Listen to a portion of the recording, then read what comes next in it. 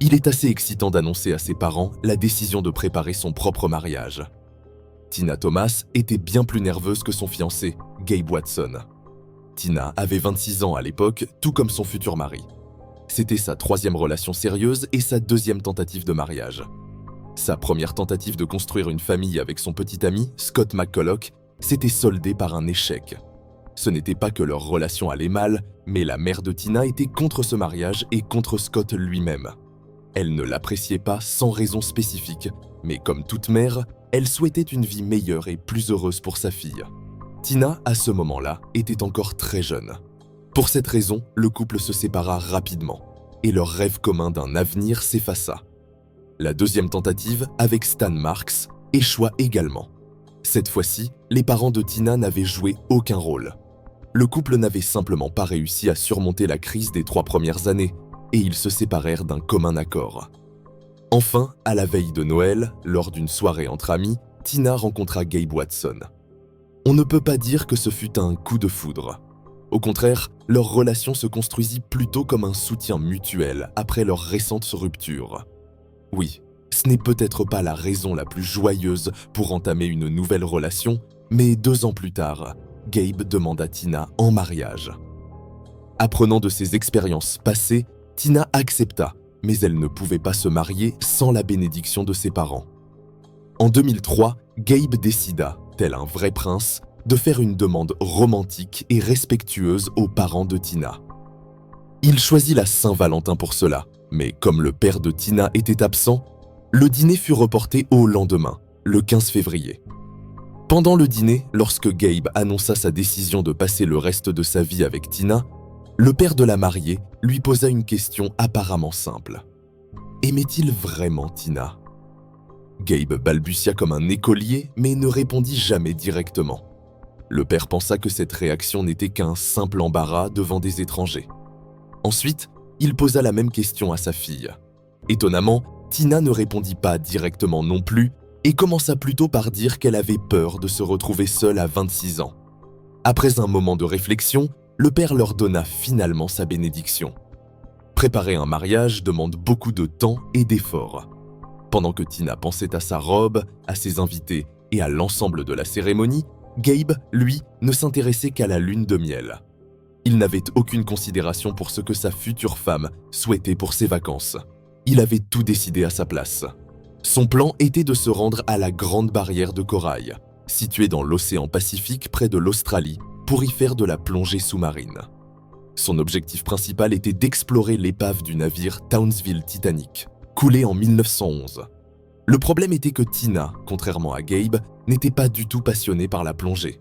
Certes, il l'avait emmenée plonger dans une piscine à quelques reprises, dans des eaux calmes et sous la surveillance de sauveteurs, mais cela n'était jamais allé plus loin. Gabe, qui était lui-même un plongeur expérimenté, suivait un cours de plongée de sauvetage et avait plus de 50 plongées à son actif, toutes en pleine mer. Si tu n'apprends pas à plonger avant notre lune de miel, je te préviens tout de suite, tu resteras à la maison pour promener le chien ou tailler les rosiers dans le jardin. Tu ne viendras pas avec moi, déclara Gabe. Tina n'avait donc pas le choix. Gabe contracta même un prêt pour acheter son propre équipement et payer les cours de plongée de sa fiancée. Le premier instructeur de Tina fut déçu par ses compétences et avertit Gabe que sa fiancée n'avait absolument aucune aptitude pour nager en pleine mer. Un Gabe furieux ignora cet avertissement et accusa l'instructeur d'être incapable d'expliquer correctement. Il refusa de continuer les cours avec lui. Le second instructeur attribua rapidement une attestation à Tina, mais nota également qu'elle ne faisait les exercices que sous contrainte, uniquement pour satisfaire son futur mari. Le 11 octobre, le jeune couple se maria finalement et 2 jours plus tard, Tina et Gabe s'envolèrent pour l'Australie, dépensant $10 000 pour ce voyage, argent qui leur avait été offert pour le mariage. Il convient de noter que Gabe consacra une partie de leur lune de miel à Tina. Ils se promenèrent à Sydney, visitèrent l'aquarium de Sydney et le zoo. Tina était ravie, mais plus ils se rapprochaient de leur destination, la Grande Barrière de Corail, plus elle devenait triste. Le matin du 21 octobre, ils s'envolèrent pour Townsville et, dans la soirée, embarquèrent sur un bateau pour l'un des endroits les plus beaux au monde, un rêve pour tous les plongeurs. Plus tard, Les employés de la compagnie de plongée racontèrent que le couple ne ressemblait pas à des plongeurs expérimentés. Même Gabe, malgré ses cours et son expérience, semblait à peine comprendre l'équipement, comme s'il le voyait pour la première fois dans sa vie. Mais néanmoins, c'est lui qui a aidé Tina à passer l'examen avant la plongée, bien que ce test aurait dû être effectué séparément. Lorsque l'instructeur proposa son aide à Tina sous l'eau, elle la refusa. Il fut également noté dans le journal de plongée qu'il y avait un fort courant ce jour-là, un détail important dans cette histoire qu'il ne faut pas ignorer. Comme mentionné, Gabe a aidé sa femme à se familiariser avec l'équipement qu'ils avaient acheté aux États-Unis avant de se charger des bouteilles d'oxygène qu'il devait louer. Gabe prit pour lui une bouteille de 11 litres et donna à sa femme une de 8,5 litres, un volume extrêmement réduit et même dangereux compte tenu de l'expérience limitée de Tina. La descente vers l'épave du Townsville Titanic ne fut pas réussie du premier coup. Tina demanda des poids supplémentaires car elle n'arrivait pas à plonger à une profondeur suffisante. Par ailleurs, l'ordinateur de plongée de Gabe, qui calcule la vitesse de descente et de remontée ainsi que la quantité d'oxygène dans les bouteilles, ne fonctionnait pas initialement. Après leur retour au bateau, l'appareil se mit à fonctionner et ils tentèrent une nouvelle fois. L'épave se trouvait à une profondeur de 15 mètres et Tina fut la première à s'immerger, Gabe nageant derrière elle. Selon la déclaration de Gabe, tout semblait aller bien au départ.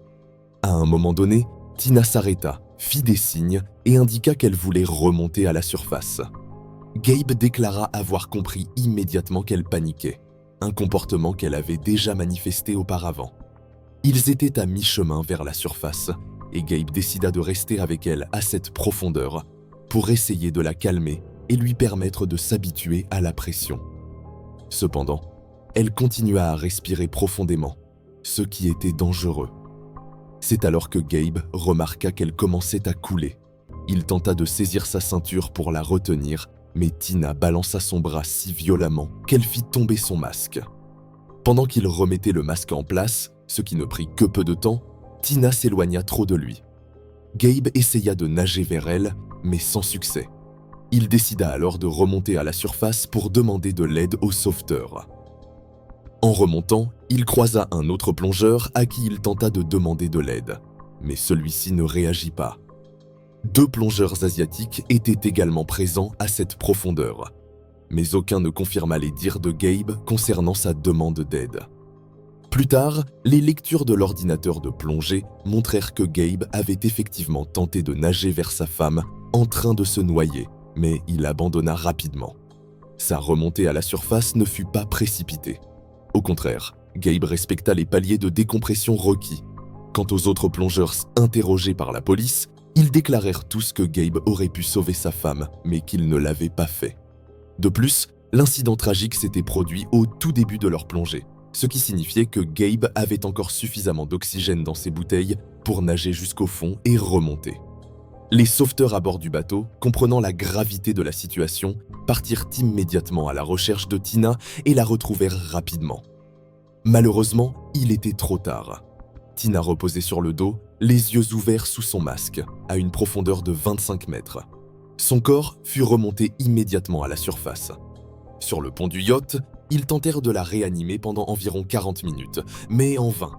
Tina était décédée. Pendant ce temps, Gabe ne s'approcha pas de sa femme. Il resta à l'écart, reniflant, selon les témoins. Les employés de la compagnie de plongée rapportèrent également que Gabe, sur le chemin du retour vers la côte, souriait et jouait même aux cartes avec d'autres passagers. Gabe nia ces allégations lors du procès. L'autopsie ultérieure de Tina révéla que tout n'était pas si clair. Certes, il n'y avait pas de signes évidents de mort violente, mais des ecchymoses étaient visibles sur le cou de Tina. Des traces de sang furent également retrouvées dans ses narines, ce qui est fréquent à une profondeur de 25 mètres, là où son corps fut découvert.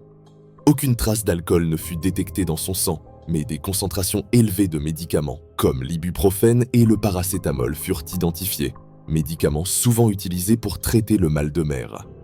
Une petite quantité de liquide fut également retrouvée dans les poumons. Le rapport conclut que Tina était morte par noyade, mais il est possible qu'elle ait déjà été privée d'oxygène avant de se noyer.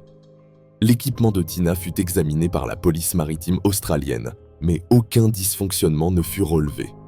Les enquêteurs auraient pu classer l'incident comme un accident, une plongeuse inexpérimentée qui ne respecta pas les consignes de sécurité et paya de sa vie, un scénario malheureusement courant.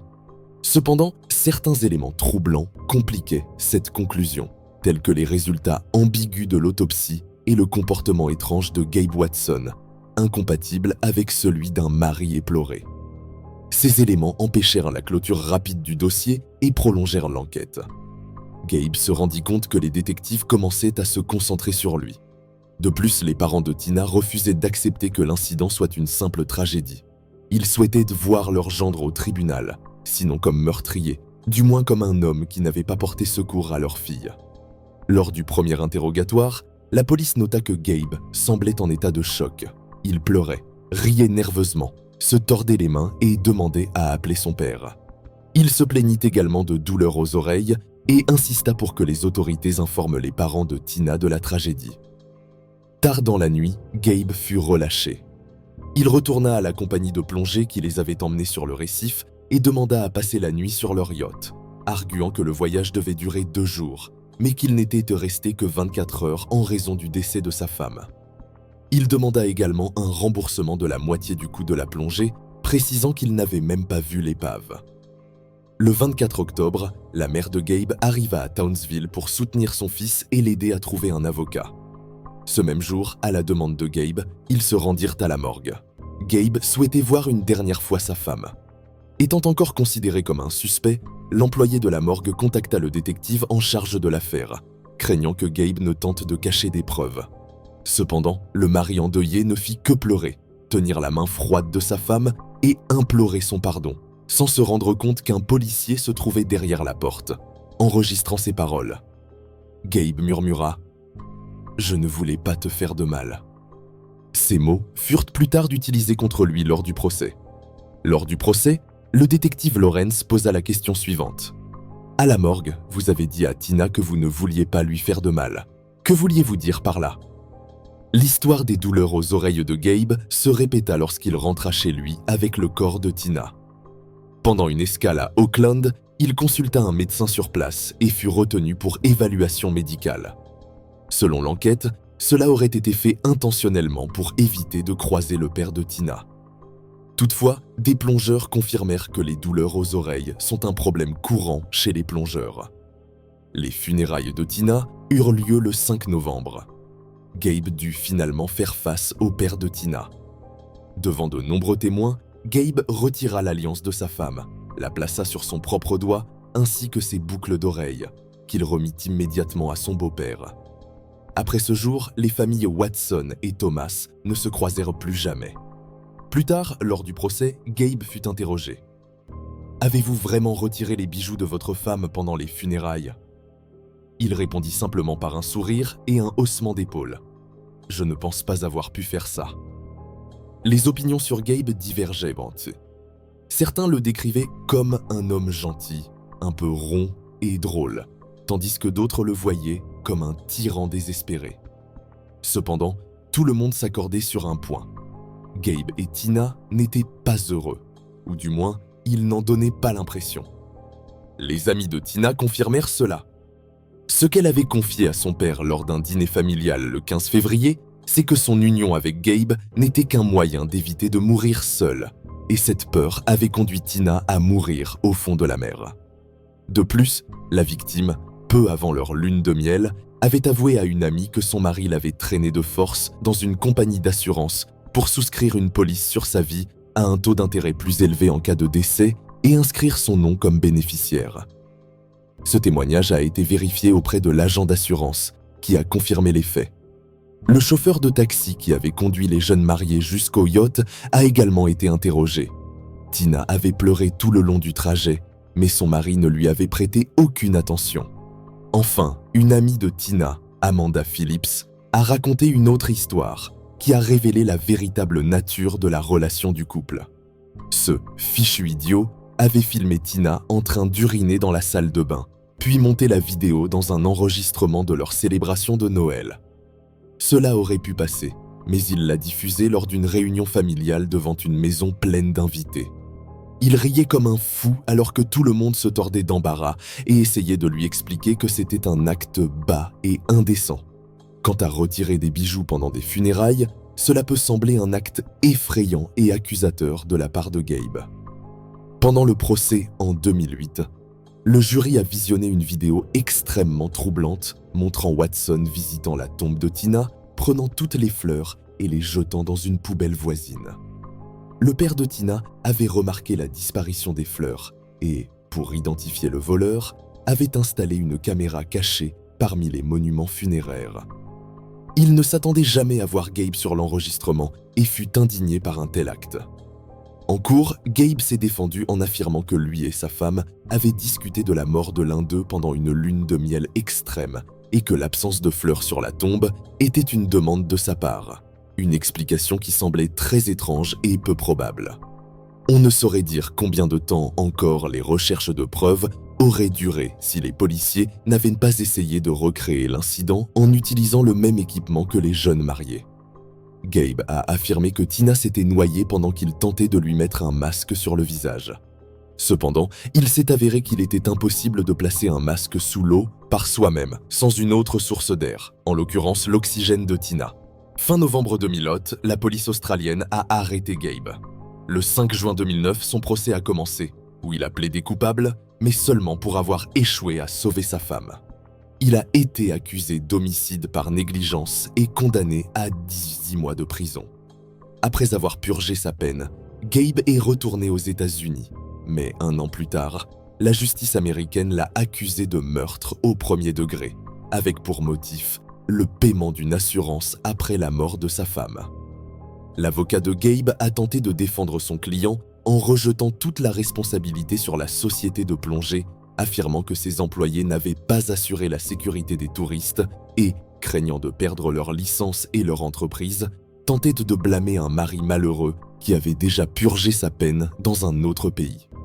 En ce qui concerne l'argent reçu de l'assurance, le montant s'élevait à 33 000 $, alors que Gabe avait dépensé beaucoup plus en avocats et expertise supplémentaires. Néanmoins, l'accusation a insisté sur le fait que ces dépenses étaient dues au fait que Gabe n'avait pas prévu qu'il ne serait pas cru. De plus, le procureur a refusé d'accepter que Gabe, titulaire d'un diplôme en sauvetage en cas de noyade, n'ait pas pu sauver sa femme. Lorsque Gabe a pris la parole, il s'est adressé au jury. « Cela fait 7 ans que cette tragédie a eu lieu, et pas un jour ne passe sans que je pense à ce terrible jour. Le public s'est acharné contre moi, me blâmant pour la mort de ma femme, me traitant de meurtrier. Pas une seule personne n'a croisé mon regard pour dire « Oui, je comprends à quel point tu te sens mal, mais ce n'est pas de ta faute. » Au contraire, tout le monde veut juste ma mort. Je peux comprendre les parents de ma défunte épouse. Ils ne me pardonneront jamais, peu importe combien je m'agenouille devant eux ou combien je supplie leur pardon. Vous entendez souvent la phrase « Je ne peux pas imaginer ce que c'est de perdre un enfant », mais je n'ai jamais entendu personne dire « Je ne peux pas imaginer ce que c'est de perdre une épouse, surtout en lune de miel ». Si on peut m'accuser de quelque chose, c'est de ne pas avoir fait assez pour sauver Tina, mais j'ai déjà reçu ma punition pour cela. Peut-être que vous auriez tous été satisfaits si je m'étais noyé avec ma femme il y a 7 ans, mais j'avais peur de mourir, peur de ne pas pouvoir remonter à la surface. Je voulais juste vivre, tout comme je veux vivre maintenant. Aucune preuve de culpabilité de Gabe n'a été présentée au tribunal, et le jury a déclaré Gabe non coupable.